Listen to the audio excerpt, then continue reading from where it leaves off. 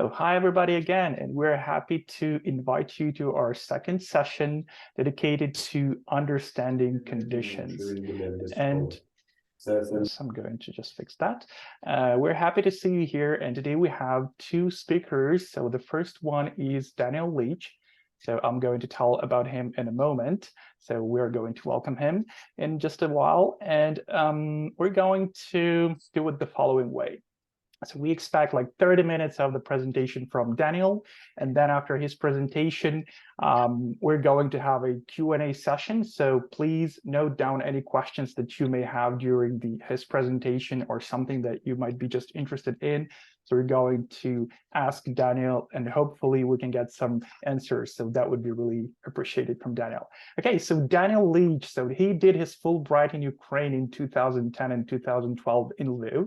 So previously to that, he participated in an educational project in a few cities of Ukraine in 1991 and 2006. So Daniel was a special education and science teacher for the first half of his career and a college professor for the second.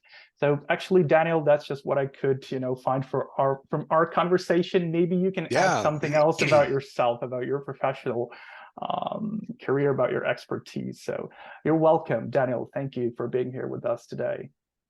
No, thank you, Ivan.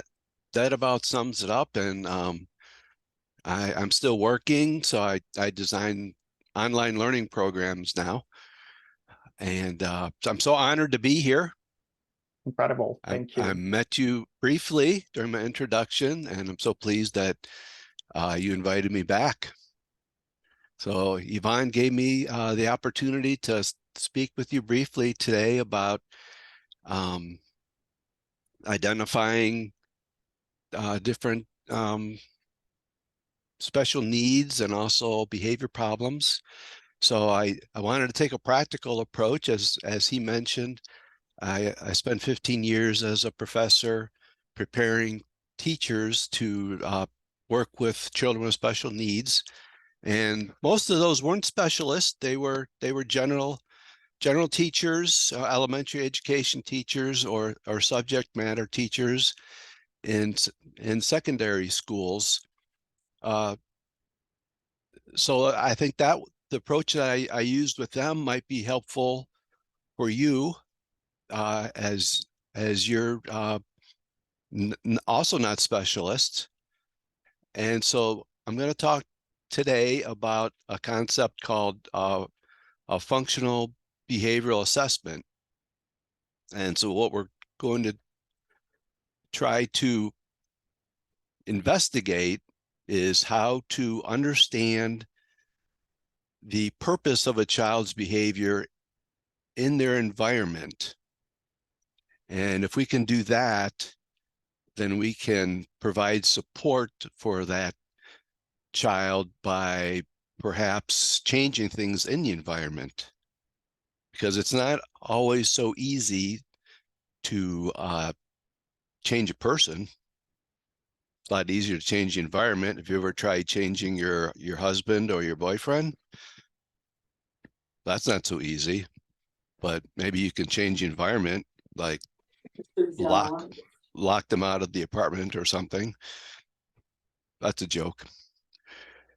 So, and we're also not trying to diagnose the child. That's really left to the area of experts, psychologists, and the medical professionals. So again, we're looking at behaviors and what purpose those behaviors serve in the context in the classroom. So I'm going to I'm going to share my screen and then talk to you a little bit about how this process works. And again, this is the first step that I teach our teachers in working with children with special needs. So here we go, share screen. Go there. I'll let you know once we can see it. All right.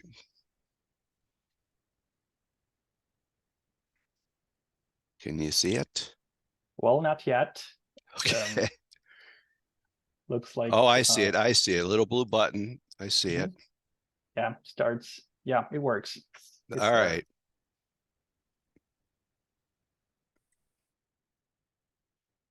And now you see my PowerPoint?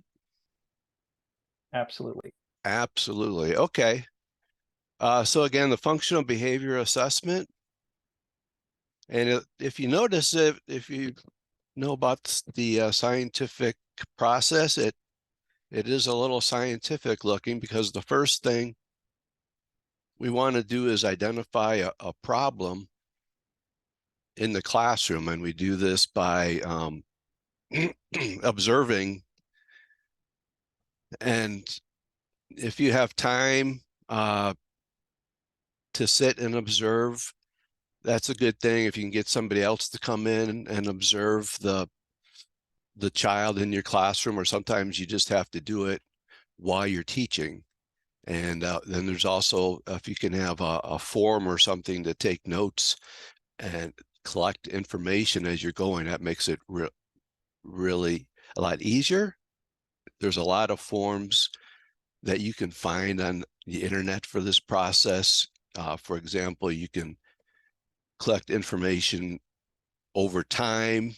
Say we'll use Yvonne for our problem child because he's very handy here. So if you have Yvonne and your child, and you're trying to as your child in your classroom, and you're trying to understand him, you could collect information as far as how many times per hour he does a certain behavior, or at what time of the day it happens, or during what subjects. And that might be able to give you insights into what's going on.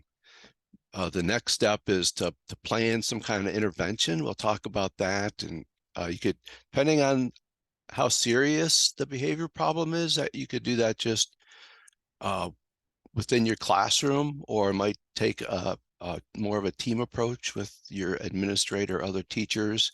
And then you'd monitor and assess and see how well the intervention is working, and see if you need to change anything over time.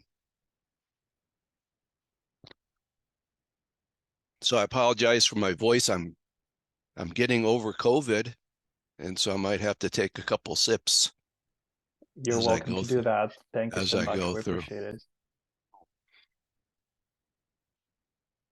So the final goal of this process is we want to come up with what we call a summary statement. And that is a statement that we write down the problem behavior. For example, Yvonne here, he always has problems.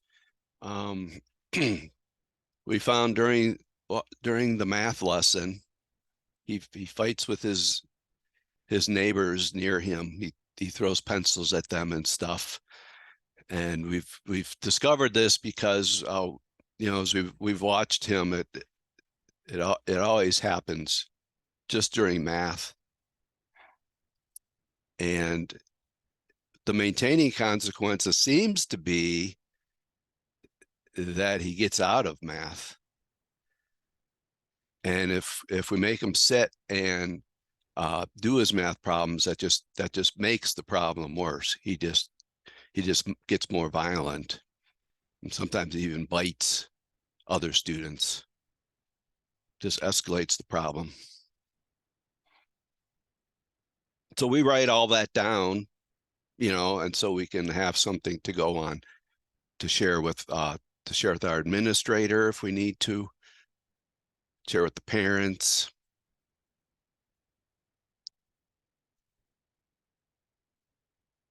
So why do we do this? So really, we're working, looking for strategies to support the student. Again, it's not like we're trying to change the student at this point. Kind of leave that to the psychologists. But we're just trying to support the student in our classroom. And who's qualified to do this? Well, anybody that has experience with the students, which is, of course, the classroom teacher is qualified to do the FBA, or if you have expertise, and that would be everybody here after you're done with my 30-minute training, because it's not that difficult. Or it's always good to have somebody on your team with administrative authority, because sometimes when you need to change the environment, you need the boss. You need the boss to get the approval to do something inside the school building to change the environment.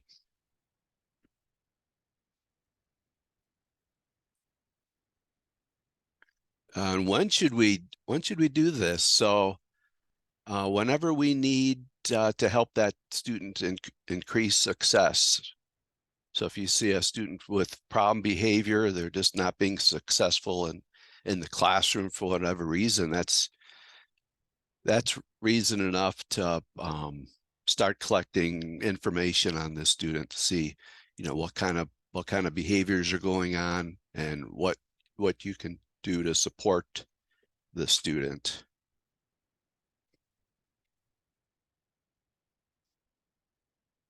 So it's a 2-level process. So you're going to think level 1, you have a little problem. So you design a small intervention, and you have a pretty high degree of confidence that your intervention's going to work. And that's the example that we'll look at today, is a level 1 intervention. Level 2 is you have a bigger problem in the classroom, and this is a more formal process, and you'll probably have a bigger team, with the administrators, maybe some other teachers. And this is one where the team members might not agree on what the solution is going to be. This is a sticky problem. So hopefully all your problems are level 1, but that's not always life for us.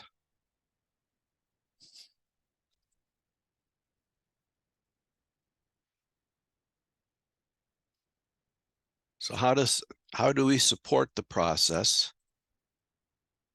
So I always consider the behavior within the context of, not just the classroom, but the student's life, what's going on in their world, in the community, the trauma that might be going on for the student. There might be short-term, might be long-term. And the intensity of the plan should match the intensity of the problem. You don't want to overdo the intervention for a small problem, and at the same time you don't want to underdo it. Just want it to match. And always you're always collecting data as you go along, so you have something concrete to base your decisions on.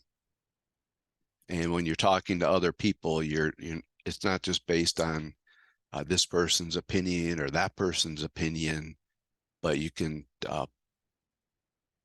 look at data together and make decisions about what's best for this child.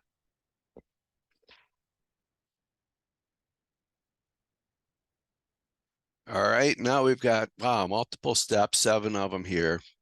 I'll leave this presentation with Ivan, so you can get a copy of it.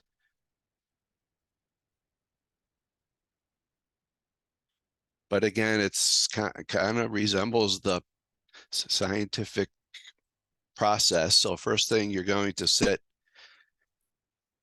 observe, collect information. You're thinking, hey, what's going on with this child? You're making a guess about it.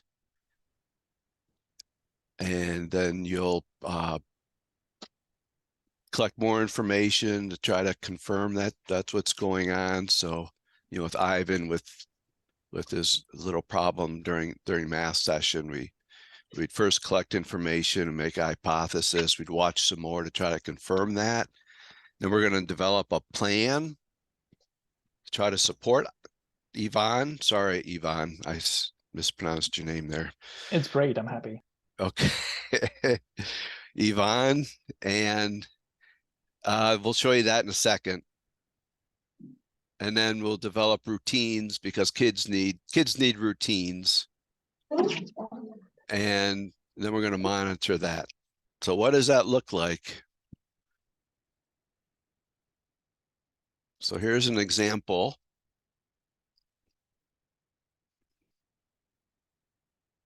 So the setting is Yvonne, he gets isolated from his peers for 30 minutes. It happens almost every day. So we're watching this. We're trying to find the antecedents or the things that come before this isolation. He's sent out out in the hallway or wherever wherever. And this always happens when he's asked to do a difficult math assignment. So what does he do? He doesn't do it. He uses profanity and some physical aggression against people around him. So our hypothesis is that he's avoiding these difficult math problems just to get himself kicked out of class.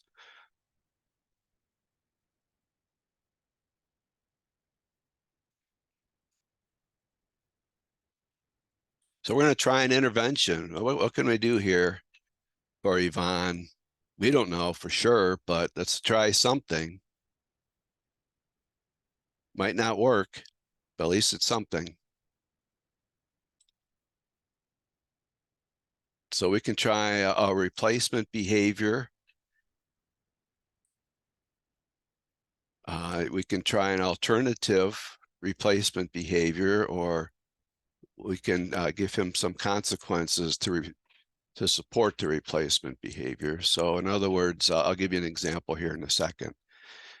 We can give him some things he can do instead of fighting when he starts to feel stressed out about the math problem, instead of lashing out at his peers. So let's take a look at what some of those things could be.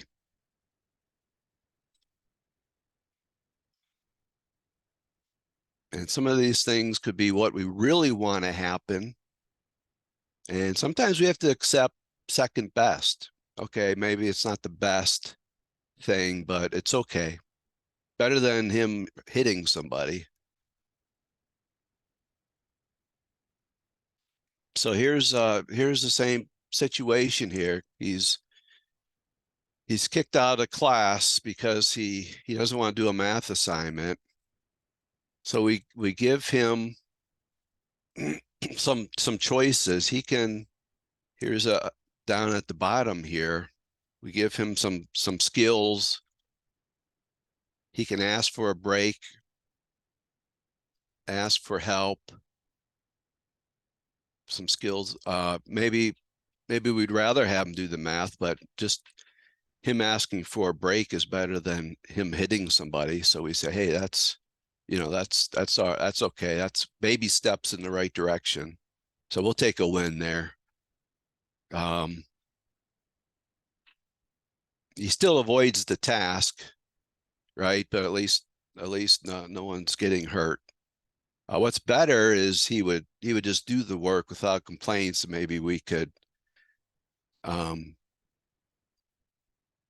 he would have the typical consequence of getting some points, grades, more work. But you can think of some things we could do to maintain him doing.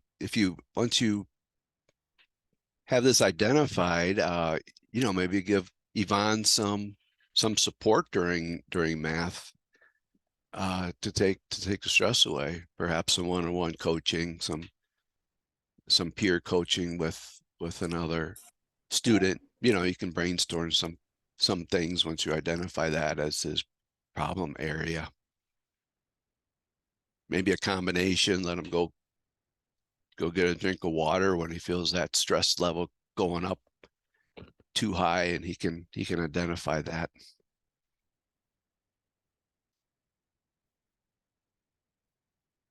So Yvonne, now we've kind of got him on a hypothesis. So we want to have a 4-part plan for Yvonne to keep this going. So what are we going to do differently for Devon, and how are we going to measure success for him? So we always want to look at the positive part of Yvonne's contributions when we have a plan. So usually, you write some things. Oh, Yvonne's, he's a real social guy in class. He helps take out the trash when he's asked, and cleans the erasers when he's asked. And then you can go into the problem behaviors that Yvonne has, and then write out those problems that we talked about with him fighting. And then at the last step is you redesign that environment for Yvonne, or for him personally, he gets to give himself a break when he needs it during math problems as part of his plan for success.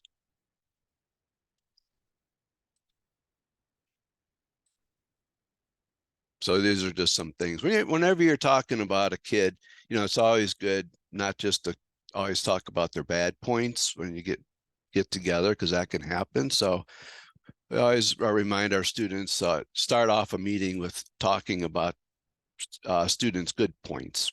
Try to frame them up in a positive way.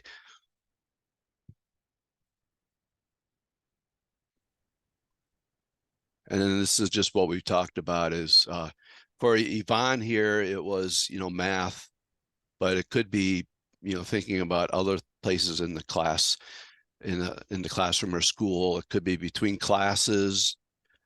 A lot of times it's like bathroom breaks, informal times. Kids have social problems there. And so you want to always be watching their school day to see where things are happening. So this is just a reminder here. So redesigning the environment, you focus on changing things with the environment, the way they interact with peers. You can change adult behavior. It's easier than changing the kid behavior. How you coming over and trying to support Ivan during the math problem instead of just removing him.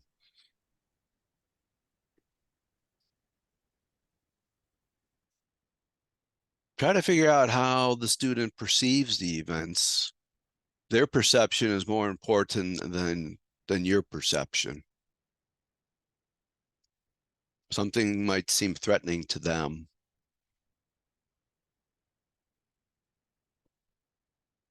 Yvonne might see somebody looking at him across the classroom as being very threatening.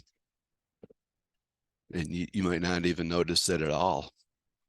Or somebody might have a sensitivity to loud noises, and that might set them off, and you might not notice that at all. Or some trauma might trigger somebody to certain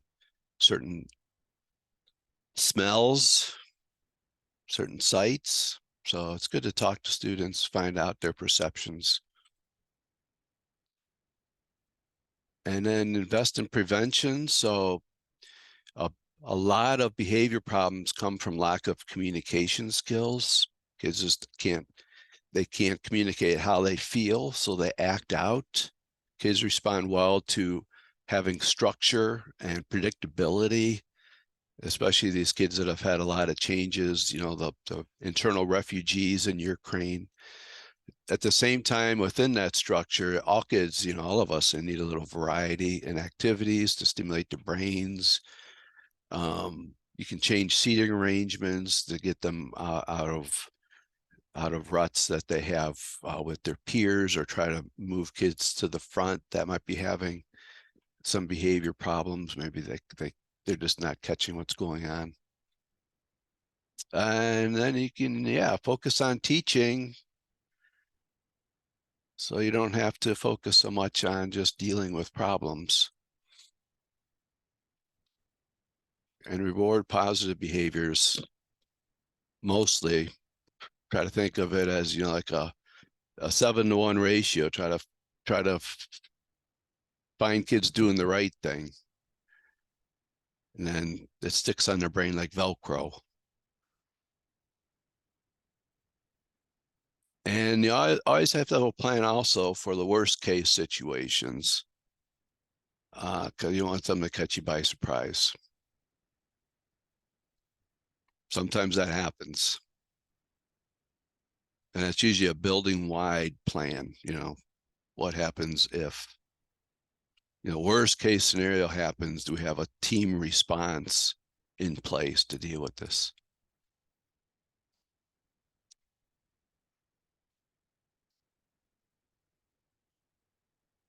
And organize yourself for success. So we're going to monitor our plan. So for Yvonne, we're going to monitor the frequency of fights, and we're going to meet about him once every 2 weeks. But we're not going to, you know, if we can't meet every 2 weeks because we're too busy, we're not going to say we're going to meet every 2 weeks.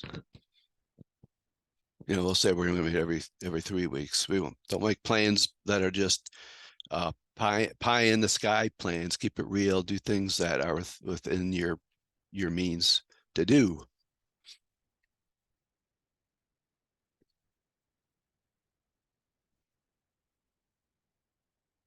All right. So thanks, everybody. I have 1 minute to spare. That's incredible.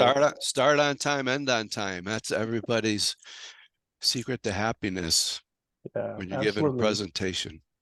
So precise. Thank you so much, Daniel, for such a great presentation. So I hope that everybody has actually learned something. At least we have, you know, we received that feeling of where to go, how to do that, and how to move there. So to our success, to the desired success that we're planning to go. Yeah, and kind of, if I might say something, Yvonne, there's tons of information if you search this, because entire states have gone to the system, and so you can find supportive forms and things if you'd like to expand your knowledge. I just gave a brief overview of it. Incredible. Yeah, great. Thank you. So at this point, can we have our short Q&A? Well, not short. I hope this is going to be like the one that we planned up to 30 minutes. So the Q&A section. So dear participants, dear colleagues, teachers, please ask your questions, and we would be happy to hear your replies and answers, Daniel. So sure. Anybody? You may provide your examples, your situations from the class, something that happened to you, or maybe you have a student with any of the conditions we were talking about previously and we're going to talk about in future. So just provide your context and ask your question.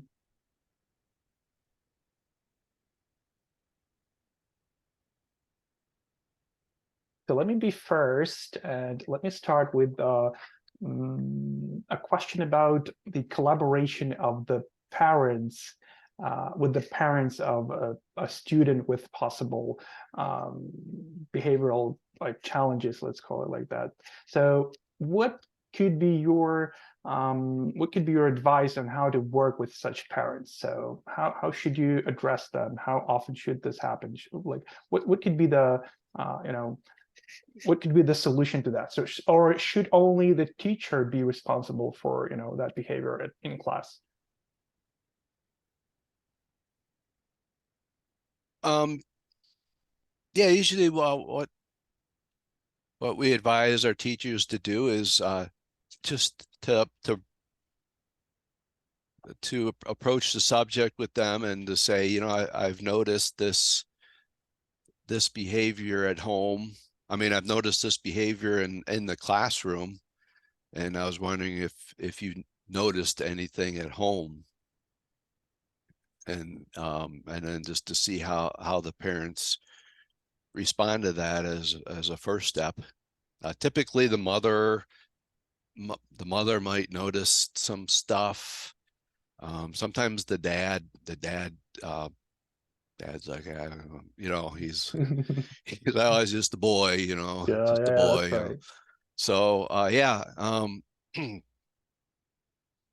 but yeah, be real specific about the behavior you're seeing, and that's why, you know, having the data is good, so you can be precise about it, and not, you know, just not just characterize the student as, you know, well, he's a problem student, you know, boy, this guy's difficult to work with in my class.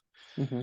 So separate the behavior from the student, and then like I mentioned in the PowerPoint, I always, you know, start off with all the good things, you know, really lay it on thick, you know, all the good things that Johnny does, and then, you know, may bring up these behaviors and see if they you know, notice them at home. And then the next step, I guess, is more of a team meeting that we would have with the parents and the administrator of the school, to see if we can, and then maybe a psychologist or something, to see if we Mm-hmm. can get some help for this child if he needs it. Great, thank you. Yeah, sounds really good. Uh, And just can I have one more question in addition to that? So you've mentioned, yeah, so mainly parents react like adequately, but what if my parents of that student, they react aggressively as well? So as you've mentioned, so yeah, he's a boy, please don't address to me with that question anymore or something. Like, what if we encounter that aggression from parents as well? Yeah, that Which, happens because, you know, sometimes the kids are getting it from somewhere, and oh yeah. sometimes it's a dysfunctional home. You know, I mean, alcoholic Mhm, mhm, parents. mhm. There's, you know, aggression in the family, domestic abuse in the family. Um, so and you can't control that. You just you can't control everything in the world. And just have to accept the fact that you know, you can't control home life. Thank you, So you have to definitely. make try to help the child, as make the classroom a safe place for that child, and that might be the only safe place that they have in the world. Absolutely. Totally makes sense. Thank you. Great. So dear teachers, feel free to ask your questions, or you may put them down in the chat box so we can read them and ask Daniel to answer them. Yeah, Anybody? yeah, chat box is good. Mhm, Make sure I have mine open. mhm. Yeah, if we miss something, I'll try to find it and Okay. just let you know. Okay, we have Svetlana with her hand raised. You're welcome, Svetlana. Okay, hello. Firstly, I have a Hello. question. How to explain parents about the problems in correct way? Because we can have a lot of aggressive for teachers from parents when we explain not just about something good in behavior or educational process of their children, yes, but how to explain the bad news, for example. How to build this communication with parents. Yeah, thank you, Svetlana. That's a great question.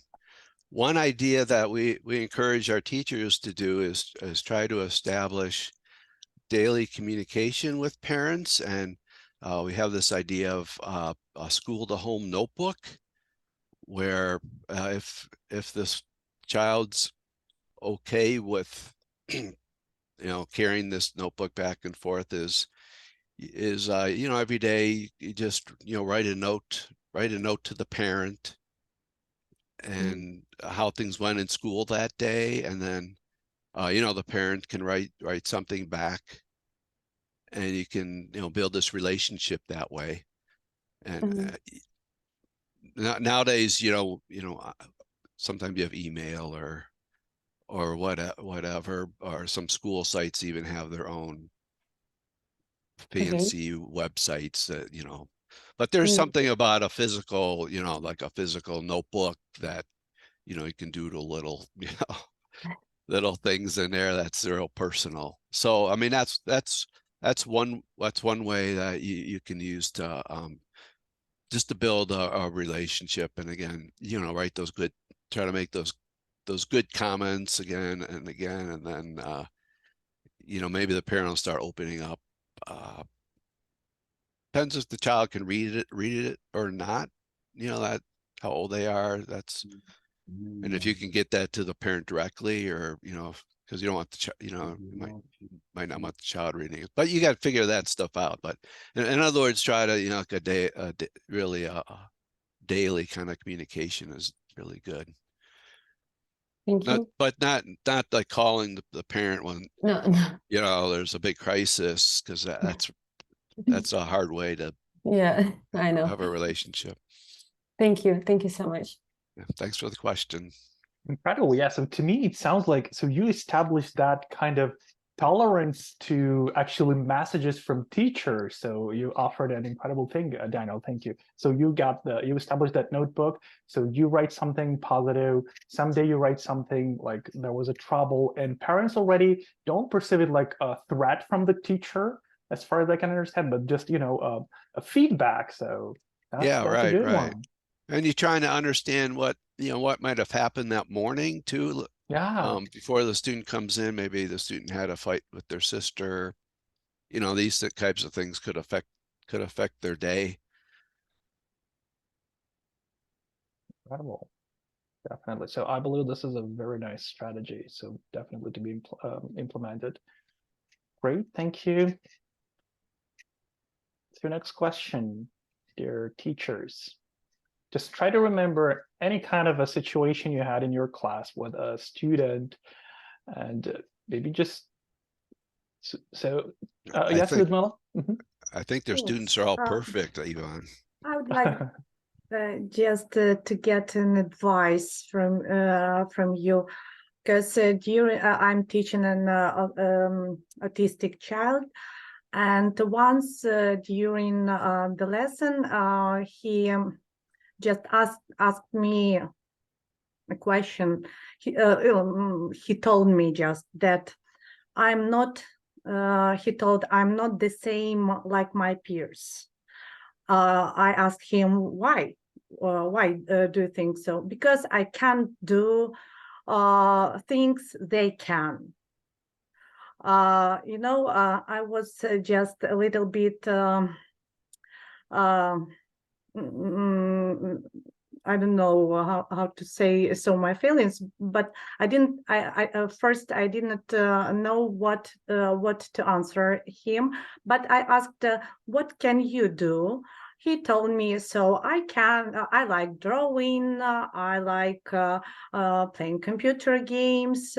So I told, well. So your peers also have the same interests, but I saw his behavior. He was just a little bit aggressive or envious, maybe, that his peers can do things and he can't. He didn't explain me what, but he told me I'm always feel envy because I cannot do the same things as they do. So what will you answer this child in such situation? Yeah, I think you did exactly the right thing, Ludmila, was you know, you pointed out what his strengths were, and this idea of emotional intelligence is something that you could pursue with this child. I mean, he's able to identify these feelings that are normal for all humans, and perhaps you know, make some kind of teaching cards or something where you can have all different feelings, and just explore those with him. And you know, if he has these feelings, you can just affirm those as natural human feelings that we all feel. I feel those with, you know, with people that can do things that I can't do. So I don't think, you know, I think you're doing exactly, you know, exactly the right thing by pointing out his you know, the things that he can contribute. Just keep pointing those out to him when he feels inadequate. Just to point out his specialness, you know, and that he's cared for, that you care about him, you know, the other students care about him. He's special. Affirm him as a human being. His parents care about him, right?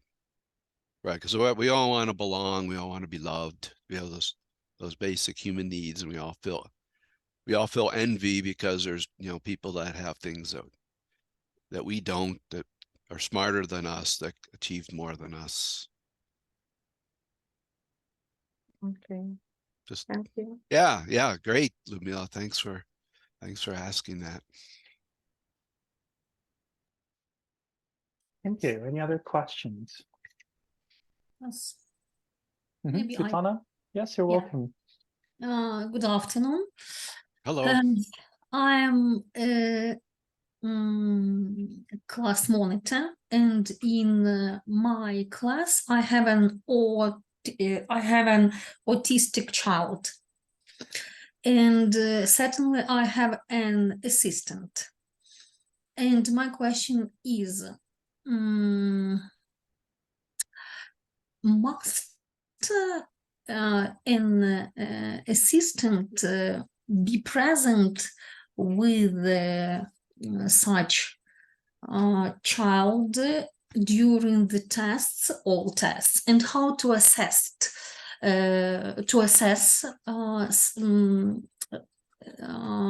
the test, maybe, because such children behave differently when they don't see an assistant during the test or during the lesson, any lessons. They behave differently. And I want to ask you, how can you share your maybe opinion how to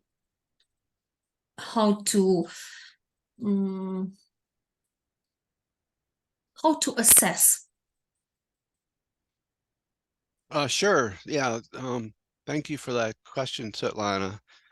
So general guidelines, you know, for our students who have disabilities in Wisconsin schools, we want them to participate as much as possible in the general curriculum.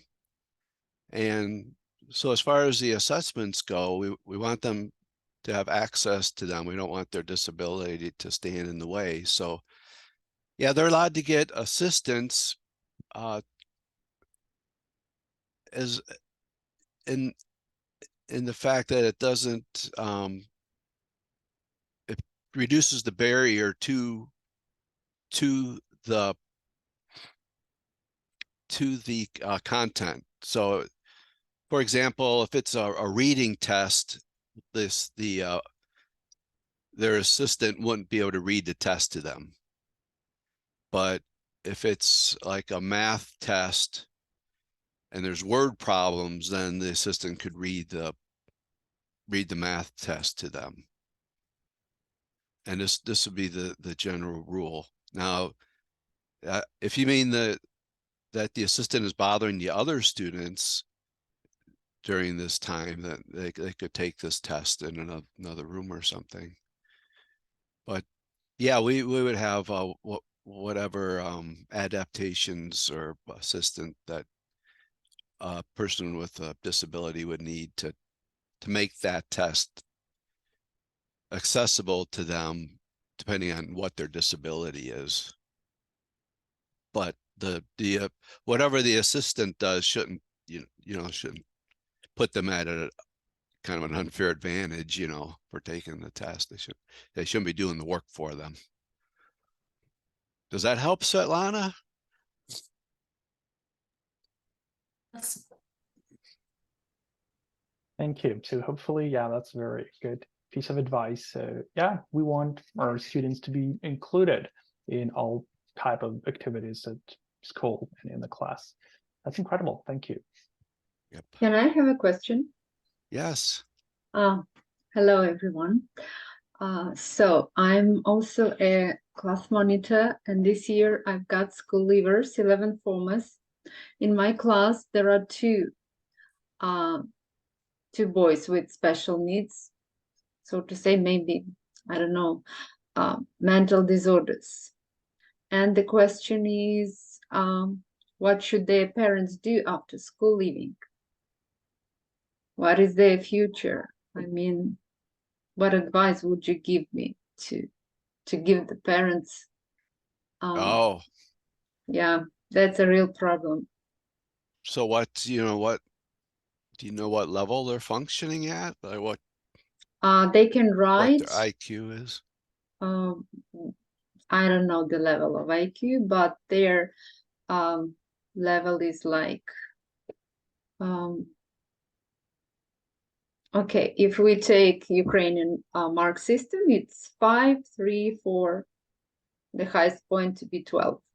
Okay. So they can write, they can read, they can use their phones, but still they are not independent. They also have some assistance at all the lessons. Yeah. One of them is independent. I mean, so he goes to school and comes by himself. Okay. He can count money. He can buy something. Another is totally dependent on his parents.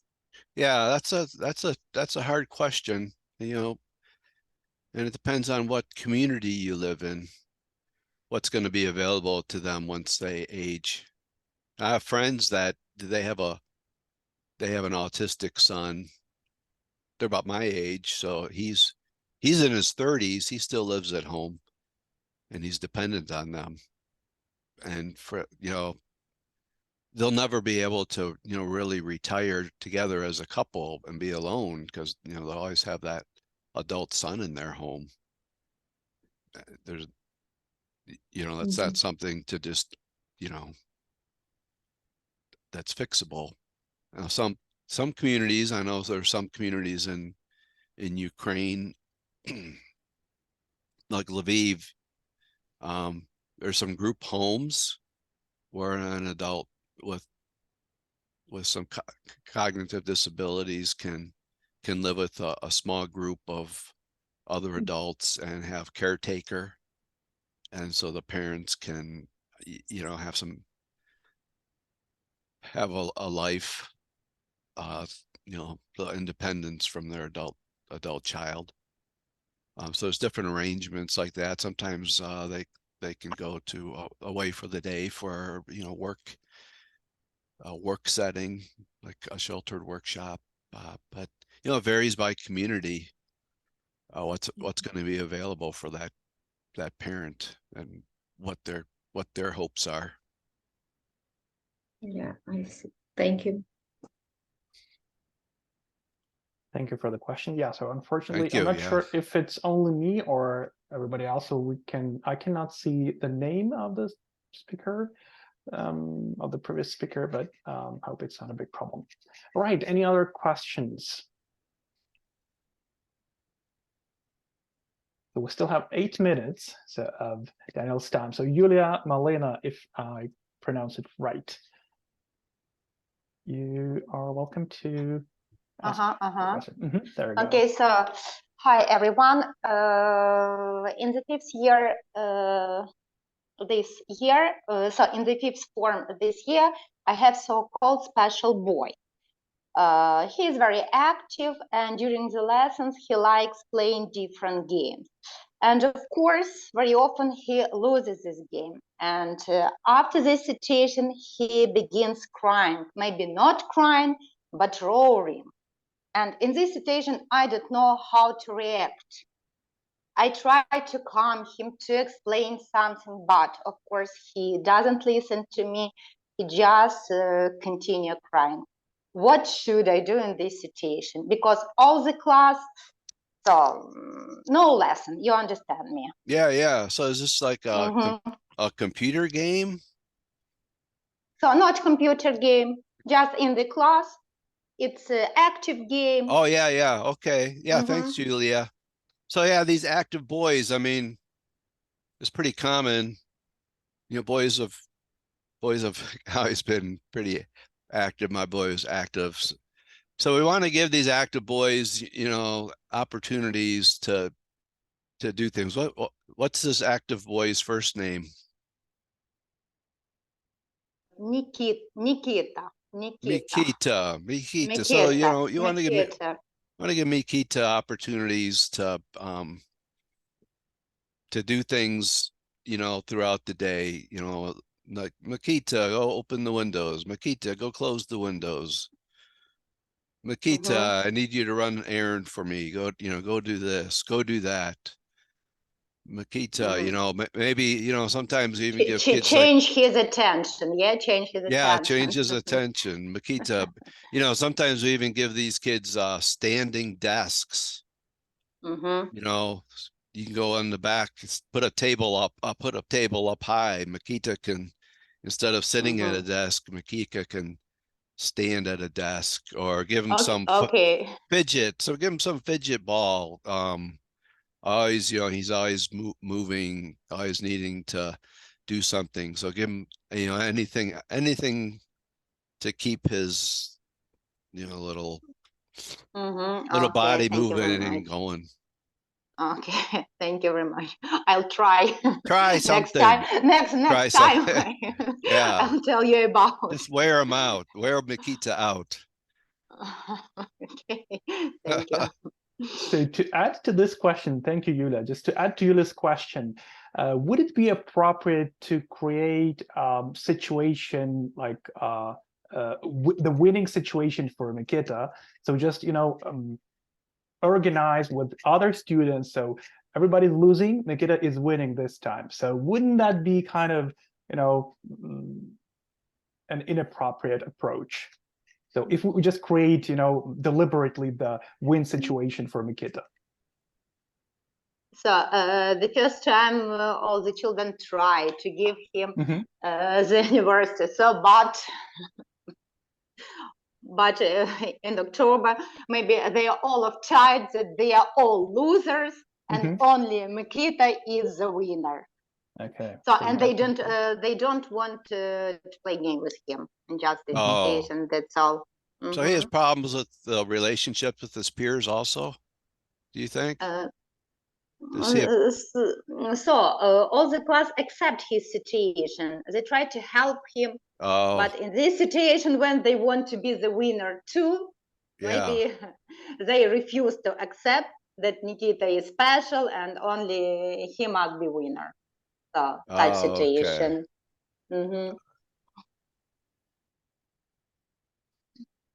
Well, good luck with Mikita. Thank you very much. I know Mikita. I've had a lot of guys boys like Makita. That's right. Thank Cool. you. Yeah, so that's definitely the situation that requires, I believe, there's a lot of patience from the teacher, you know, Yeah. to find that strategy that might work with Mikita. And yeah, definitely. The good news for Makita is, you know, he'll probably grow out of it and be a fine young man and have a good future. Right. But Yula is going to be, you know, like Yulia will be like, yeah, worn out teacher. Yeah. Definitely. Yes, everybody has the situation like this. Great. Thank you, Yulia, for your question. And yes, just a short question because we still have 3 minutes. So we don't want Daniel to, you know, to work overtime here because his day has just started. So it's morning. It's 9 a.m. Am I right? At your place? Yes, in Wisconsin. In Wisconsin, almost 9 a.m. Okay, just a short question or a comment or a thank you to Daniel. Anybody? Well, yeah, if no more questions, we would like to say a huge thank you from the community of these teachers. So definitely, we appreciate your time and your expertise. And hopefully, we're going to have another chance to meet and, you know, ask some more questions and to have a communication like this with you, Daniel. So thank you so much for being with us. And we Thank you, everybody. Great. So have a good day. Bye, Daniel. Thank you. Thank you so much. See you. Thank you very much. Thank you. So all the thank you words to Daniel. Great. Incredible. So thank you so much, teachers, for being active and asking your questions. And we are approaching the moment when we are going to meet the second speaker of today's meeting. And this is going to be Alexandra Pascal. So she is a head of education department at CLA school in Chernivtsi, and she's also willing to share her expertise with us today.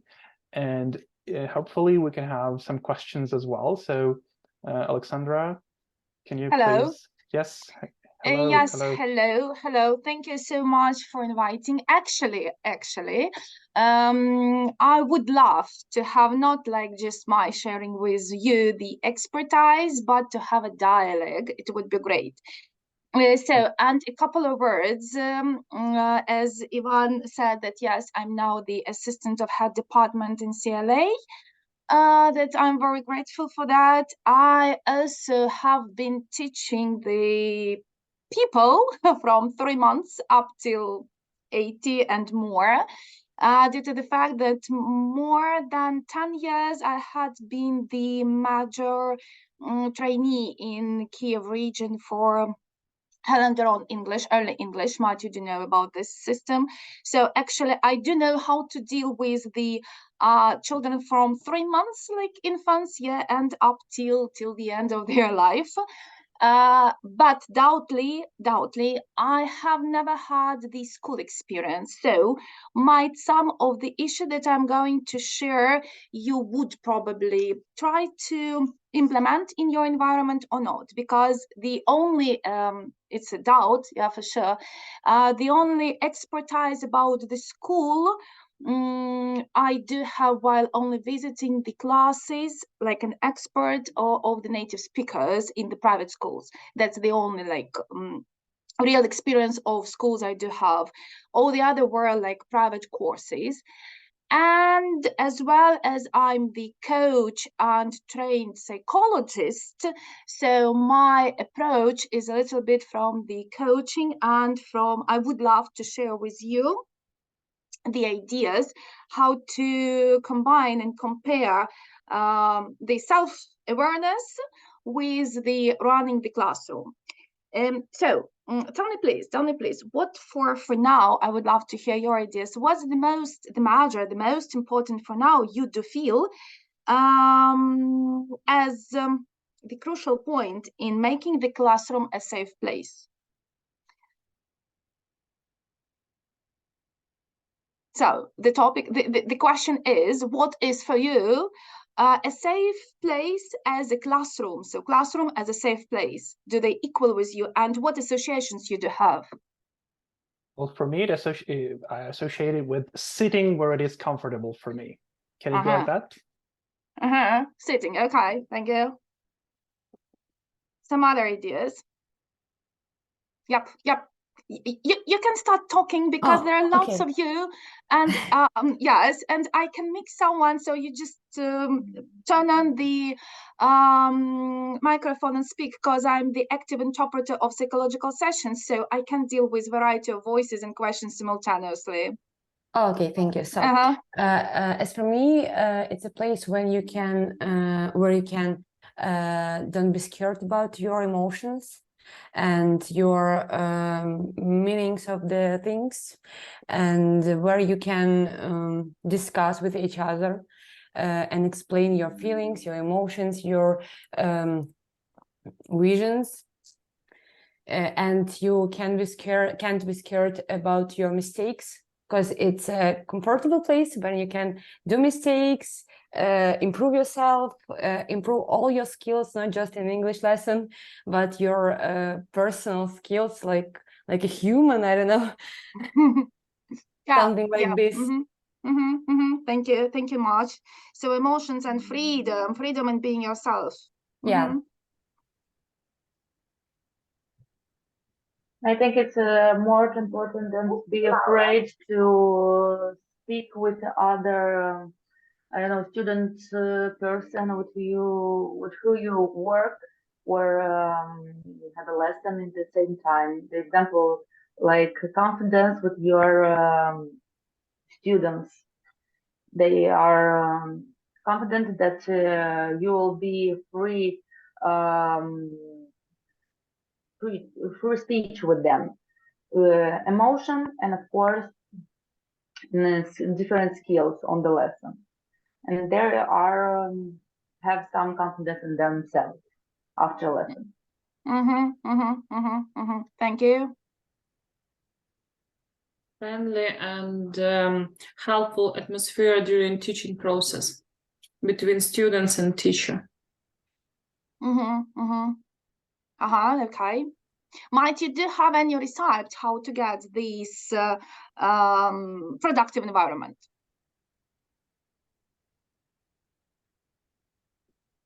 Olga, you're welcome. Can I? Yeah. Hi. Yeah, for sure. When I heard this question first, I probably imagined myself as a student, so you can approach this as a student and as a teacher. So as a student, I went through different experiences, and the best feeling is when you're not afraid, basically, because if you feel that you're afraid, you're just stuck, and there's no idea what you're gonna say, how people would treat you, what they think about you. As a teacher, the comfortable atmosphere, of course, if you talk about teachers' ego, let's say, right? When students are active, it satisfies your personal ego a lot when they follow the flow, let's say. Yeah, but the nice and healthy atmosphere, it's recently that I discovered when it feels like it's natural. So for me, that's the safe zone, and the definition of safety and security in the classroom. When you feel as you are there, who you are, you're not pretending to be a good teacher with the qualifications, credentials, and so on, but you are a person there. So yeah, that's my definition. Thank you. Thank you much. Thank you. Oh, I absolutely agree with Olga, and I can add that maybe we can try to be a child with our students, and we can play with them just because it's very interesting and funny, and not because it's a part of the lesson. To be involved in the process, not just only like a teacher, but like a student, of course, too, but with a bigger experience in these skills than they.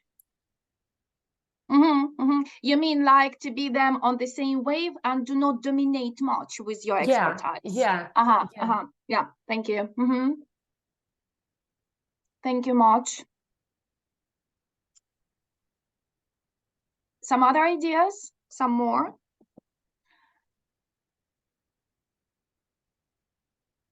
Okay, then I will come to the things that bother me much. As far as I do my PhD in pedagogics, not only in English, and being a coach and going deep into the psychology, I have a question to myself all the time during the war, that I need to improve not all the time my hard skills as language and techniques in teaching and so on and so forth, as well as IT technology techniques. I need, as a person, I need to develop my emotional awareness. And actually, dealing with the kids of the special needs, this is the first that comes as a challenge. Because hard skills are great, but for the children with the specific needs, they do need a personality, they do need energy, and they do need this safe environment. So the majority of you mentioned that, yes, safe environment, it is the place where you can feel and act as you are. And here comes the question and the issue, how can the tutor, how can the teacher, how can the adult at first support this environment, and the major fact, how to make this environment, how to organize this environment. For sure, it's not only about the classroom and the conveniences of sitting, the conveniences of the board, and so on and so forth. Personally, what I would pay attention and was paying attention, I was trained like this. Unfortunately, the universities do not train now, but we work on this to change it. That to be a successful teacher, public speaker, I don't know, anyone, you need to grab the attention of your naturality. So to be natural in all the aspects. And the natural thing is the breathing, which supports our life and the life in our body. Breathing is actually what helps us to teach and to share the information. And the voice, the voice that is running together with our breathing. So to be able to be seen, heard, and to help organize the environment and the children's attention more than for 5 minutes, we need to be absolutely focused and concentrated on not only on the environment of the children, but also on ourselves. And what's come the first is the grounding and breathing. I hope everyone knows what does grounding mean. If not, I will quickly explain what's this or give just a simple understanding of the thing. Explain, please. Yeah, okay, so 1 second, got it. I will show the picture, it will be more visible. So grounding, it comes the terminology from dance movement therapy and from somatic practices of Lowen. Lowen was the first who mentioned this as important thing for the body, for the human being.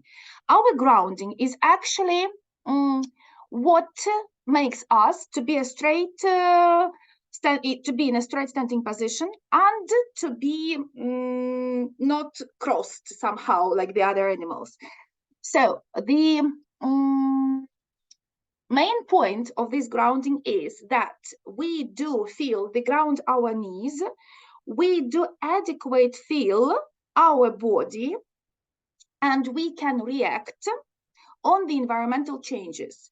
The thing that was also mentioned here, that we are stuck all the time and the children are stuck. Why stuck appears? Because the grounding is lost. Our grounding is this, we can imagine like actually martial arts and Western psychology speaks about this also much. Tantian, the point. So this is a kind of a sphere, let's call it a sphere, which you can identify in your body, 2 fingers like this, horizontal, point finger and middle finger horizontal, under your belly button. So if we do put our 2 fingers like this under your belly button, you imagine inside yourself, between the tummy and the spine, this a piece of a ball. It can be a ball, it can be an apple, a sphere, anything that comes to your side. But it has weight. The most important is that it has weight. It is what supports your life. And when you start focusing on this grounding element, automatically you make that an experiment. If you sit or you stand in straight direction, you put your feet on the floor, focus on these 2 fingers down your belly button point inside your body. Just pay attention to what happens with your body. Either you sit or you stand. Like, make an experiment and share with me what happens.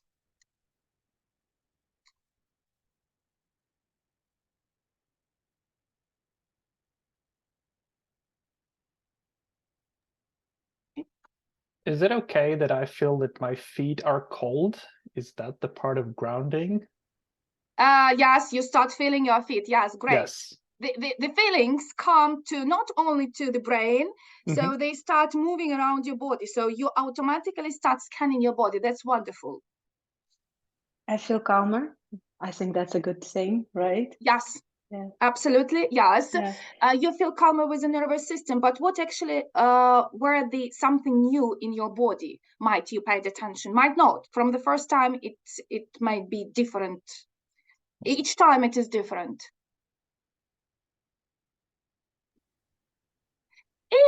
If to pay attention, actually, how do we, one second, I do have another picture for us. If to pay attention how it happens from time to time, we automatically, one second, why is this one? Sorry, one moment.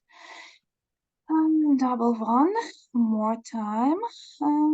Body posture. Maybe we will share this, dear computer. No. To the people. Yep. So have a look. When we do pay attention to the grounding, we automatically start a little bit moving our shoulders backward. Coming back to our spine, actually, and from all these postures we do stand or sit. I am also working in front of the computer much, so I don't know how to sit wonderfully and to ruin my posture. So you automatically move your spine up. That gives the possibility to stop dealing with the environment and to come back to yourself. So firstly, it can be very different, very difficult or something. It can be weird, it can be scary, but with time, you feel much more positive affect. The most positive affect is that what was mentioned, you start being a little bit calmer because this grounding center switches on your reptile part of the brain, the one that is under the neck. Yeah, where do I have this black arrow? So here our reptile brain that supports us with what?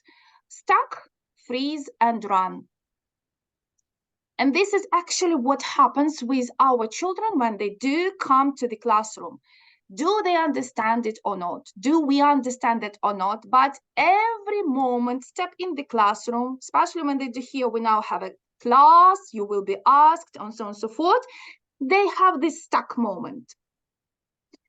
So to deal with this stuck moment, there is a great technique. It is somatic dance movement therapy, anything you wish. Actually, dance movement therapy works with the children with special needs. And this is one of the techniques from these classrooms and sessions. So you start with the children, the classroom, the class with this exercise, either sitting or standing, going to their grounding position. The perfect image for the children is that inside of them, so this is a ball, and the ball has projection from the 2 fingers under the belly button with the projections to their tush. So they could understand it how it is. So it's not like a flat picture, or it's not just an apple which is hanging somewhere. No, this is a movable piece which is a little bit on a diagonalic position between the belly button, a little bit lower, and with the projection to touch. And the image has to be that it is like alive, it is rather big, so they could feel it. And the next point is to go down with their attention to the feet. So you can identify, there was a question how to identify the children maybe with specific needs.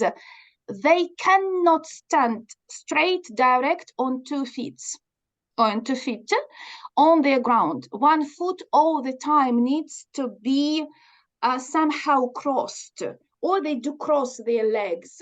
This is the first point when you can identify the children with special needs and maybe with the future behavior disorders. The second point is the eyesight, because you may make experiment on your own. When you go from the grounding position, from the normal grounding position, you will see that automatically with moving back the shoulders, your eyes start looking forward straight on the horizon, not further up to the sky, not down to your feet, but straight direct in front of you. From my observation and from the work of a lot of psychologists, the children, the parents may not know that they do have some specifications. The children do not start, even with some period of time, watching directly into the eyesight of the others, or just. They do still go, it is very seen on the faces when their eyesight goes down inside of them. Like they do a little bit close, they have a refocus and they go down. So this is a piece of clue that this is a kind of autism. It may reflect on their story of behavior, may not, but this is how they will absorb the information. And if they have the disorder in behavior, they might not start looking with their eyes in front of the environment. They will do a lot of movements. It is very complicated for them to be in a straight stand position, even for 30-50 seconds. So this is like first diagnosis of what can happen. But coming back to us, as far as we are the resource of the perfect and safe environment, the next step after our grounding that we do with the children, we go to the breathing. Breathing, normal breathing, is what distresses the stuck position of you as teachers and of students to make the environment really safe and give possibility each one to act naturally and be themselves, not to pretend, not to put faces or be afraid to say anything. So usually you do know that we are not breathing well naturally, and as teachers we do suffer sore throat in the position of 3 light blue, yeah, and sometimes in the green. This is the deepest moment where we do breathe in the green position. But from our breathe depends all the classroom activities. What I mean, let's make an experiment. Now I ask you to follow into your normal inhaling, exhaling process. And the first my question is, where is your pause after inhale or after exhale? And you do speak in what moment? When you inhale, or when you do have a pause, or when you exhale? So you can like say something for yourself, you can turn on the microphone and make an experiment as you wish. So breathe in, breathe out. Where is our pause between breathe in and breathe out, or after breathe out? And on what moment you start speaking? Okay, I can explain Yeah, about please. me. I start to speak when a part of the air in the position number 6, if we about the picture. Yeah, yes, that's good. Okay, You move further, but okay, yeah. But it's just because I have a little bit vocal experience in my past, so maybe is the reason why speaking like this in this part of a year, I don't know. Oh, for sure. And actually, from my personal observation, it is heard. You are not lack of breathing, you are not lack of oxygen while speaking, and you do not speak very rapid. And at the end of the speaking, you are not out of breathing. No, You do it's know we not have about such me. a habit. Yes, we do have such a habit. We teachers have such a habit. This is because why? Because thank you very much for identifying that you start speaking from your tummy under the diaphragm. Yeah. Because in the majority of cases, we breathe where? We breathe in the green position. Yeah. Sometimes we start breathing in the green and yellow position. That's wonderful. We do breathe in the social level. This is a social level, yeah, our heart social level. But to help ourselves to be aware and to deal with so many different personalities simultaneously, we need not to be on a social level. We need to be inside our core in this grounding position, so to be able automatically with the body reaction, react on the environment. What actually happens? If you breathe normally, so I would love to hear actually the others, where is your breathe and where is your pause? That's important. May for I? each one. Yeah. Yeah, so when I'm breathing and you say pose, you mean like from the list 1 to 3 or the position of the body? No, just the position where you do naturally. I can switch off like this, so to make you more understandable. Yeah. Yes, the pause, it is so the position of the body, not only position of the body, position inside of yourself. So what I mean that okay, I can breathe. Have a look. This is pause, and then goes exhale. This is one idea. The second idea is and natural pause. And this natural pause can be rather long. So where is your pause? My pause is after an inhale, I would say. So I inhale and make a pause, and then I exhale. So I'm it's not bad, not good. Okay, I'm just trying to kind of extract as much oxygen as I can in this situation. Okay. Yeah, for sure. It is because you do ask the questions you've never paid attention to. It's normal. I'm just experimenting how I'm doing it right now, and I would rather agree with Ivan. I do have the same, like when I'm breathing in, and then I'm ready. Like I say to myself, okay, you're ready to talk. Yeah, but if it just came to me. I'm now tracking the flow of air, so it goes all down to the tummy and then kind of comes back. So it's a nice feeling. But I would rather do this the way you said, like breathe in, wait a bit, breathe out, and then I can speak. I feel calmer this way when I breathe out and then speak. I guess. But it just tried it now. For now, we can add like for now. Actually, that's what I would love you also to admit for yourself, just like an instrument. When the children do the mistake, when we do understand that we have done a mistake, it's absolutely normal. We all are alive people. The perfect reaction might be, for now, it's like this. Like not to say good, bad, when they do need a feedback. For now, it's okay. For now, it's like this for now, let it be, yeah? Like give them like this feedback, because at the courses of English improvement teaching, yeah, we are learned to do the positive feedback, the sandwich feedback, lots of the things, but we do put criteria in good or in bad. in this case, there is a great advice to pretend putting on different glasses. Like today, the glasses are like this. Okay. So might tomorrow it will be different, to give them possibility to act differently, to learn differently, to learn to make mistakes differently, for sure. That will be. The thing that you say that you feel comfortable after the pause between inhaling and exhaling, that's not natural way of breathe flow.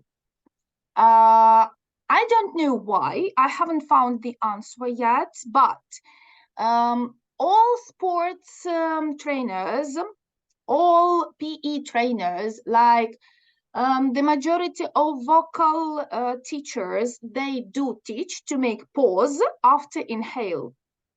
No, it's like, why not? It can be, but you will feel more energy without the stuck position, because this pause between inhale, it is the position which identifies in the body as stress, as error, as be aware, as the something weird, unknown is coming. Because in the natural position of be afraid of, we make inhale and we stuck. Animals do like this, people do like this. And after only freeze out, we start breathing. And automatically our brain, our nervous system reads this issue as something dangerous. It goes subconsciously, unconsciously, totally. It's not identified much. Only in case you do go into the learning of the body movements, then it can be identified somehow. But you need to change like the direction of observation. So you may make an experiment. When you make inhale through the nose, exhale a little bit longer through the open a little bit jaws and mouth, and start talking on beginning of the exhale. Your speech automatically goes a little bit slower. Your voice goes a little bit lower down. It goes from the center. It's not like upper throat position and your throat will never ache. My personal experiment shows on this, and not only mine. You don't have lack of breathing in your chest, in your lungs, like at the end I'm already full if the sentence is too long. And on the pause, on this natural pause after exhale, you do have a lot of time to finish your speech because it is natural. And only this one can be perfectly trained and give you moment to make inhale without, we do sometimes breathe very hard, like huff and puff, because this pause between exhale is not happening. And we do have very short breathe in, breathe out. So this is your personal experiment on your own to avoid throat aches and losses of the voices. I don't know for sure it works because I was suffering lots from that, especially working with kids, because to pay attention of the kids, sometimes we have to play with the voice. But how can we use this point for our children, for the environment? Very like one idea is like this. When after grounding, you go in several exercises, like they are called like free breathing. If you wish, I will share a little bit later with you these techniques, different ones, how to make children breathe. So the simple one is the same that I told you. Yes, so you breathe in with your nose.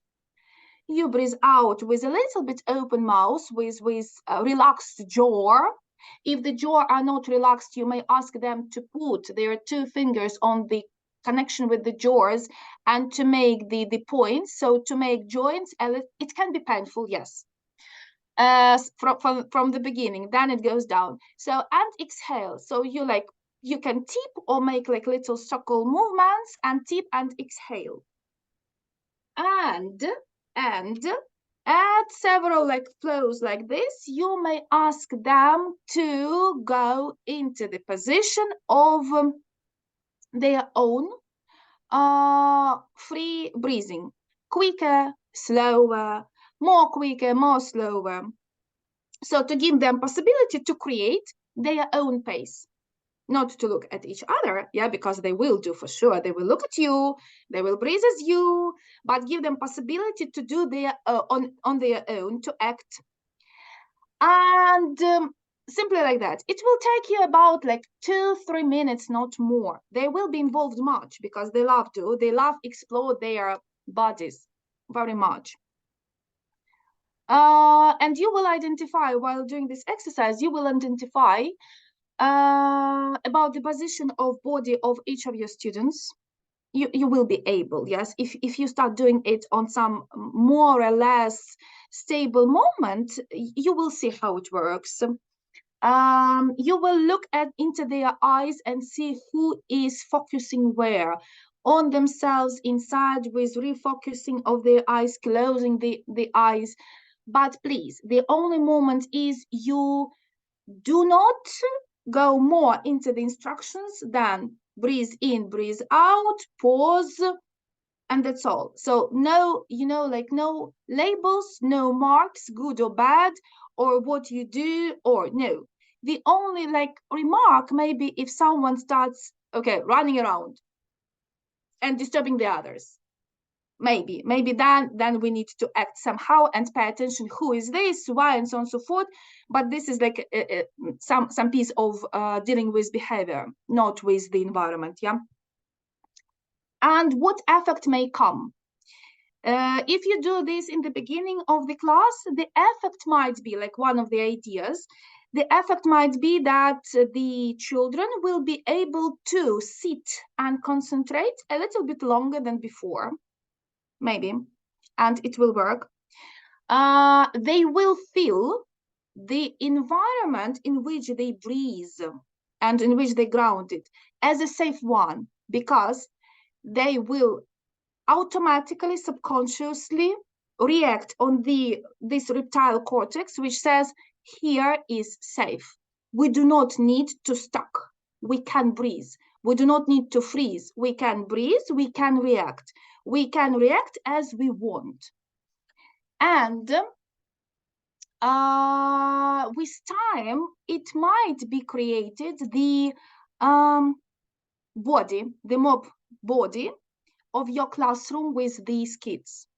So you will act like, there comes an image like synergetic group, where each one is dealing with one in one environment with the same tasks, but be individually visible and understandable. With these breathing techniques and grounding simultaneously, the field starts working as a safe family condition somehow. This is like my association. It might be different in yours after you're being practicing for a while with this. So these things might help in the beginning of the class.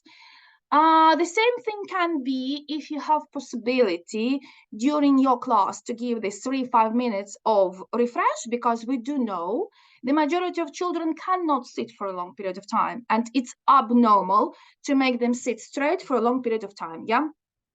So somehow to reboost the energy in the class and their attention, the same techniques may be done. It can be in random position. They can sit or stand as they wish, give them possibility to choose. It can be a circle if you have possibility. If it is really a safe school and not very big, go into the hall, piece of hall, because in the private schools of Kiev, for example, I saw the classroom with the glass doors and windows, and a pre-classroom hall, little one, yeah, for extra clothes, for shoes, for something like that. They do have. I do understand that not everyone has like these possibilities, but still, maybe Maybe you have a very big class, so you can move from the forward position to backward position to the back side of the class where you usually have no activities. It releases, what I admit, it releases the stress before the test or any kind of moment when they do understand, they will be marked somehow. It releases their stress and they do feel a little bit more understandable. The next point after this may be, so okay, I will tell the next point after your questions. Welcome the questions over this moment, if any. So I just thought before you just voiced out so okay.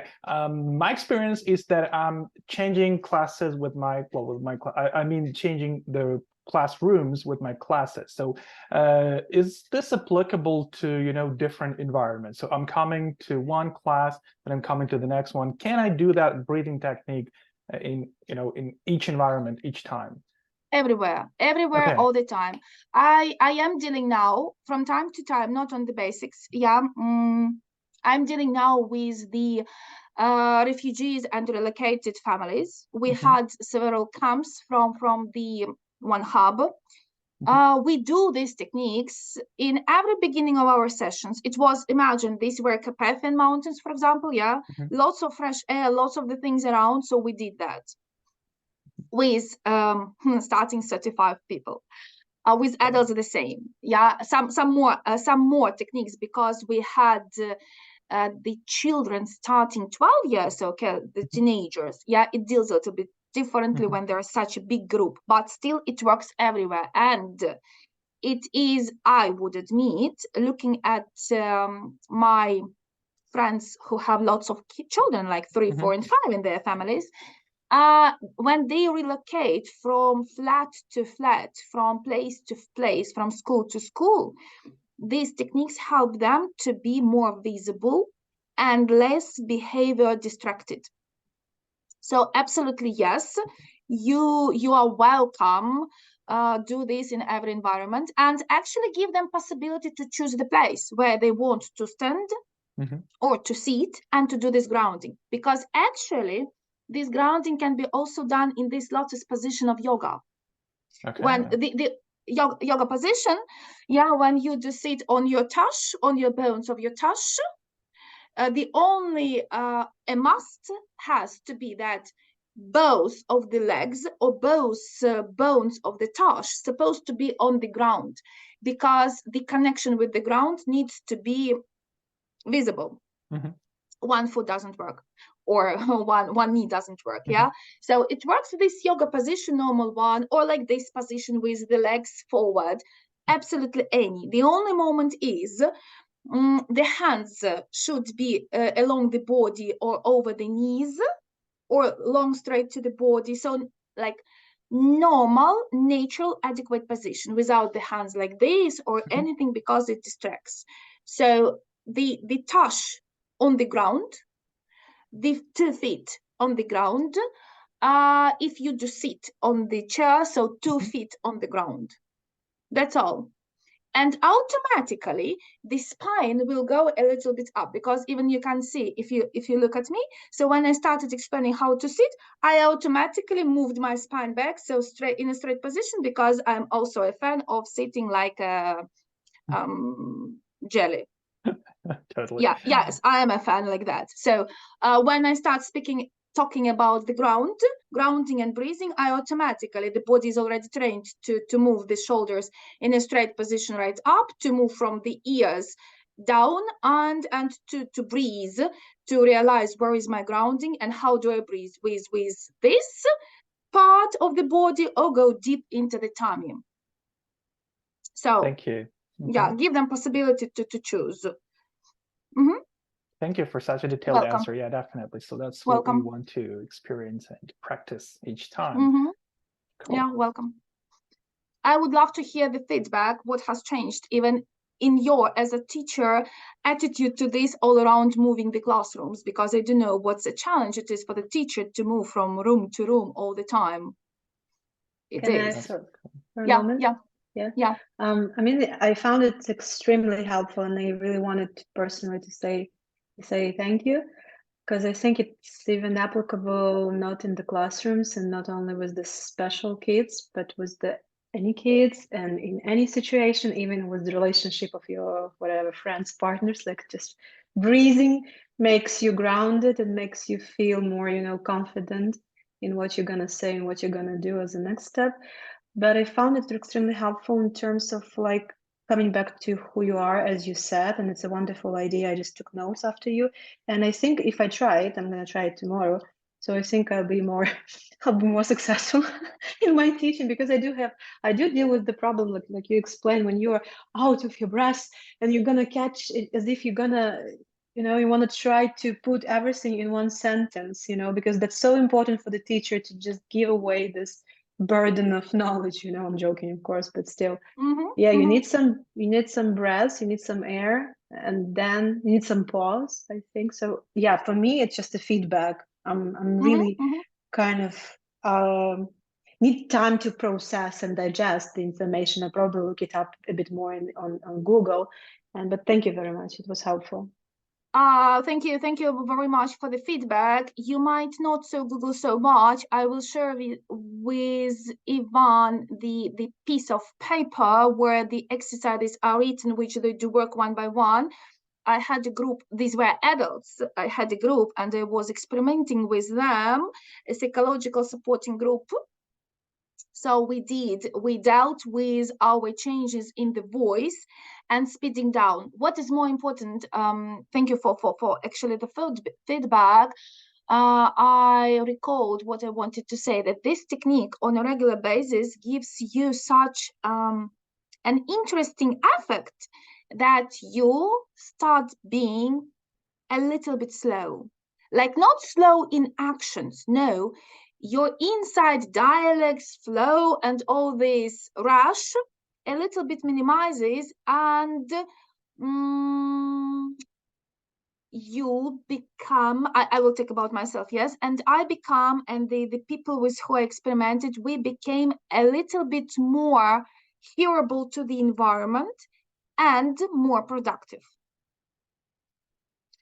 With this moment, because paying attention to the breeze automatically clings to the head. I do something stressful, and stress stops the productivity. So automatically it goes like a little bit of a piece of wonderful effect. So to be less in a rush, but in more productivity. Thank you so much. So someone else, or you have got the questions, the feedbacks, something else to add? So for me, just a short one. For me, I already feel that this could be applicable to those students that I feel they have like that hyperactivity. Let's not call it ADHD, but just hyperactivity. So I already feel this is going to be useful and applicable. Thank you. Yes, welcome. You will see in a file that I will share with you a little bit later some other exercises. One of them is very useful for us as teachers, and especially when we do make students speak. So the prehistory of this invention was, I have got business students, and some of them from time to time have negotiations, or they need to make the presentations in English. As far as English is not their native language, and we all know that when we are adults, we do have this bias, lack of self-confidence or too high confidence, and so all that background of other expectations of us to look like we want, which brings to stuck in speaking the language, even if the vocabulary, the grammar, the knowledge gives everything. So the door is open, but this psychological moment somewhere in the head, I call it bias, it prevents from this free speaking. So the exercise was very simple. After this technique of grounding and breathing, I just asked the person before this technique. So imagine the situation, the adult person, and I asked him to tell me just, I am, and to put the hands in front of me. I'm not sure, do you see that my hands are in front of me, my arms? Yes, no? Yeah, thank you. So this is very simple technique. Just make a step if you can. So I'm in stand position, for example. I make a step and say, I am Alexandra, I'm here. I am. For the majority of people and children, it is extremely complicated. So the arms may be here, maybe like this, may not move, but the exercise is just to come and say, I am. So admit I am like I am. It was very complicated for the person as far as we do see each other like this, only talking heads. So several attempts, the personal esteem was ruined, and we started grounding and breathing. And after grounding and breathing, we did several ideas of breathing. I asked him to make the same. I am, and the name, I am here. You do know, he was actually, I recorded, all our classes of English, I recorded to see his progress and to make him be more sure in himself while speaking. And what he said me on the third session like this, he said that, you know, I'm not afraid anymore to make mistakes. And I can speak easy freely. And from the first exercise like this, we just tried I am, then we did grounding, breathing, and then one more set of I am, yeah. I saw that he automatically, from his language, from his mother language, he turned into English to give the feedback how he feels. That was unique, because to make the person speak might be much challenge. And in three, it was in a week, he's supposed to have an interview, and in a week, after 3 classes, he admitted that his interview ran better than he expected, and that he got compliments for his language, for his speaking English, and for his pronunciation, because he stopped stucking in the throat. He began talking from his grounding, from his tummy. He a little bit minimized the speed, but was more confident. That's the feedback from the person who is not a philologist and who is not a teacher and who had never suffered from the throat or lack of voices, lost voices, or lack of air to speak. So you may practice with those children, it's what I mean. You may start practicing with those children who are very active this moment, when after grounding process, breathing exercises, you just ask them, make a step and say, I'm here, I am Alexandra. Simply like that. The next more improved variant is to give them possibility to choose the place in the room where they want to stand and to say this. So give them no limits. The only limit is this physical room in which they are, this classroom. This is the only physical border. The other borders are not existing for them anymore during this exercise. And you will see the change, not maybe at first, maybe it takes some period of time, but you will see the change in their behavior and attitude to the processes, what happens. Because my fantasy for now is, as far as I'm dealing with children for a long period of time, they do have this too much energy flow. They are not ready to sit.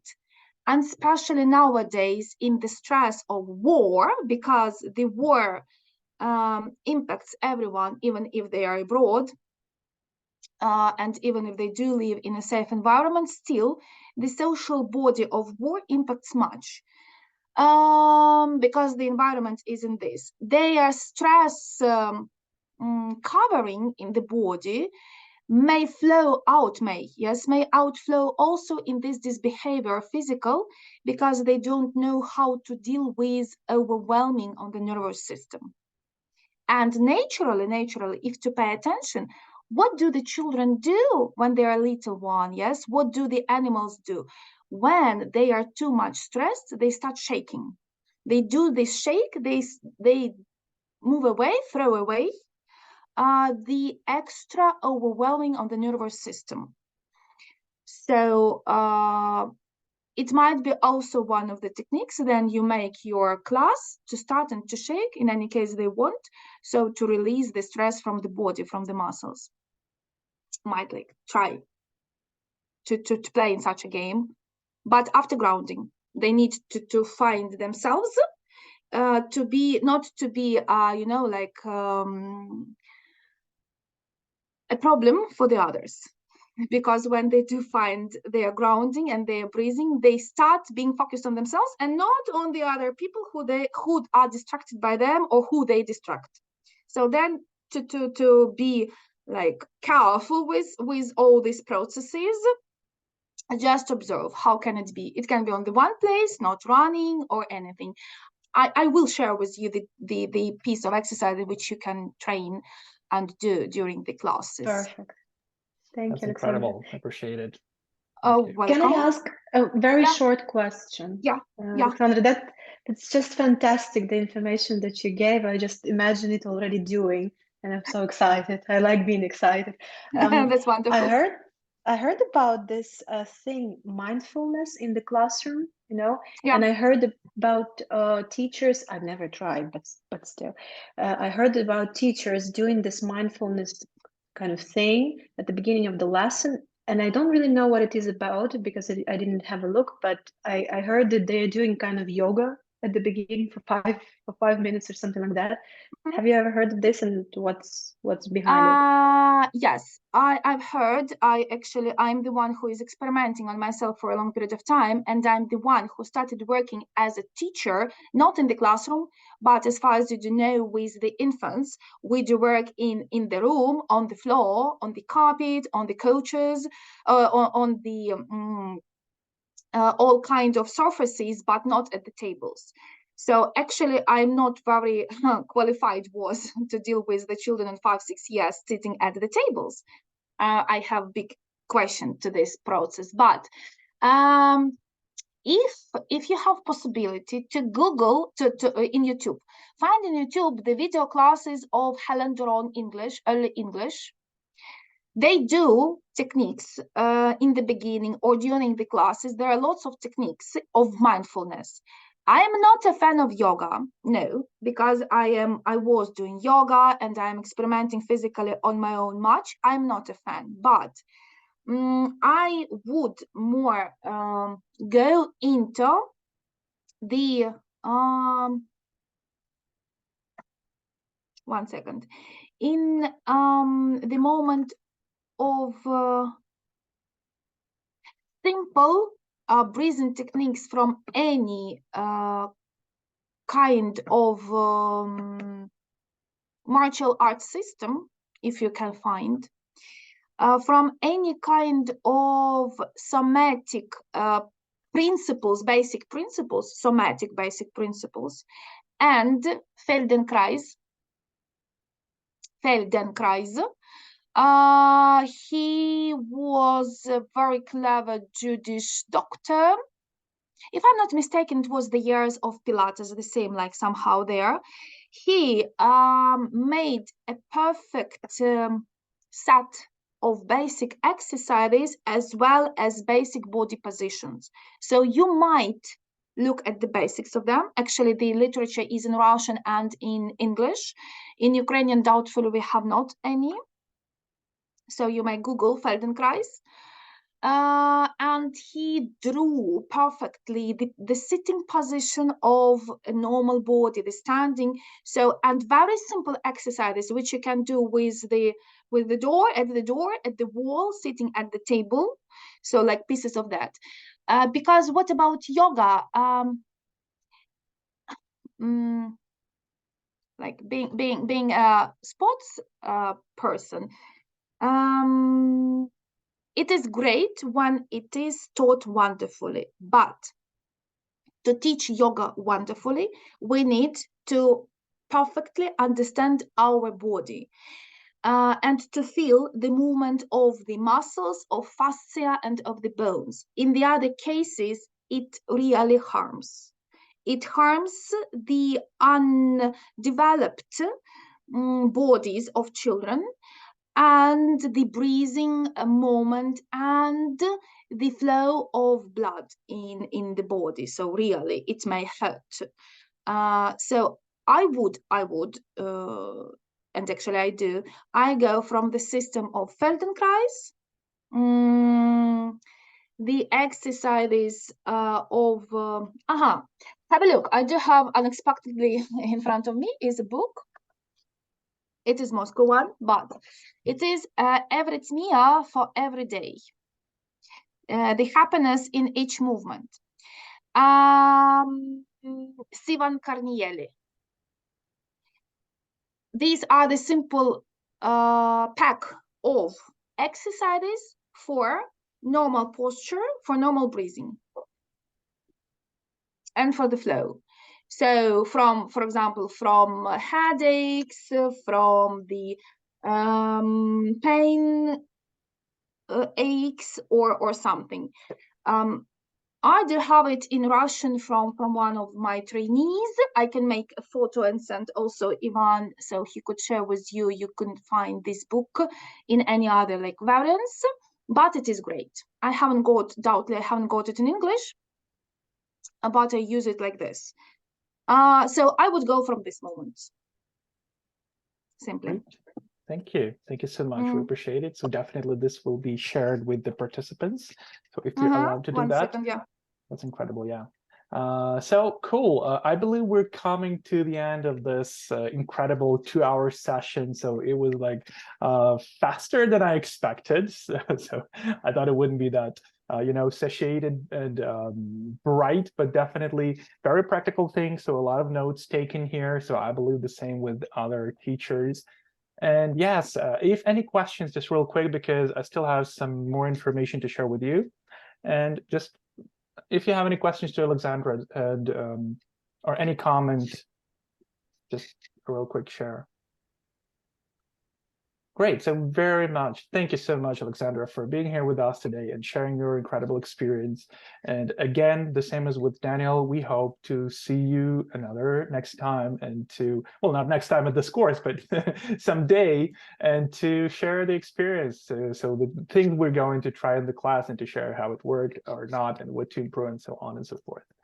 Thank you so much for being with us today. Thank you. Yes, thank you so much for this quite great opportunity, because we do it in Kiev. We do it with the psychologists and artists, with those who are in art. But we would love, and we work on that, to share it among the also not only the young generations, but with the teachers who form the young generation. So thank you so much, and I have lots of things to speak about. Thank you. That's incredible. So hopefully we can meet together one more time. Yes, great, cool. okay. Yeah. So if you need, you may leave the session, and we're still having like a couple of minutes of the organizational stuff. So thank you so much again, Alexandra. Thank you. Thank you so much. Thank you. Cool. Yeah, Bye. Yeah. Bye. Have wonderful practice. Thank you. We'll try it for sure. Incredible. Thank you. Bye. All right, cool. So we still have just a few moments to work together. I'm happy that you're still here with us. And I'm going to announce a task that you're going to work on for the next session. So again, we are expecting a speaker, a professional speaker next time. Again, it will be like an up to 1 hour session. And then another hour is going to be our practice. So you want to prepare a plan of 4 activities. So this is going to be an activity for reading, 1 activity for writing, 1 for speaking, and 1 for listening. These activities are going to be focused on students with anxiety and PTSD. So the practices we have heard together today, as well as some other activities from the toolkit. So I'm going to share this part tomorrow, I hope. So the part that you need for the preparation. Some of these techniques like grounding and mindfulness and breathing techniques are also included into this toolkit. So you may just look through it, look through the portion of the toolkit that is going to be that you will need for the next one, for the next session. And I'm also scrolling down, just sorry for that active stuff. I'm scrolling down to the activities section.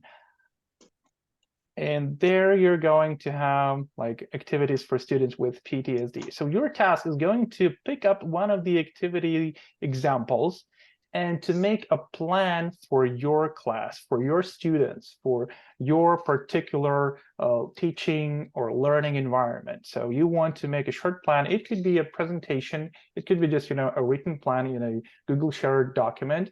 We're going to go through your plans. You're going to try them in a class. Try it like before the next session, try to implement it in your class, and then we would like to expect some feedback from you. So I'll send all of the details, so not to waste your time today, I'll send all of the details in the message. And speaking about the message, so I'm sending a link to join the Telegram group. Thank you, those who have already joined the group. And please, if you still don't have the access to the group, here is the link. You may click and go there, and or you can scan this QR code or just download it, or just you can send a private message to me via my email. So we have different options to join to the group, because the task will be sent. I think I will send it via email as well as via Telegram. But emails, it's like the practice shows that emails are very often somehow not that much of, they don't have notifications. So this is it actually. And yeah, the last one, like any questions about the organization or anything, so still the QR code you may scan to join the group, or any questions? Okay, cool, thank you. So at this point, I believe I can jump to the final slide. So you can still take a screenshot or just take a picture of this one and join the Telegram group. I would like to say thank you for being here today. Thank you for your questions. Thank you for the inspiration to develop, because seeing your readiness and excitement in your eyes, readiness to apply these things, gives me another push of inspiration. So that's just incredible. I hope you feel the same, and hope to see you next week. And we're going to do some practice. So thank you so much again, and have a good evening. Bye, everybody. Bye-bye. Thank you so much. Bye-bye. Thank you. Thank you. Thank you. Bye. Thank you. Bye. Good night. Goodbye. Bye-bye. Bye. Bye-bye.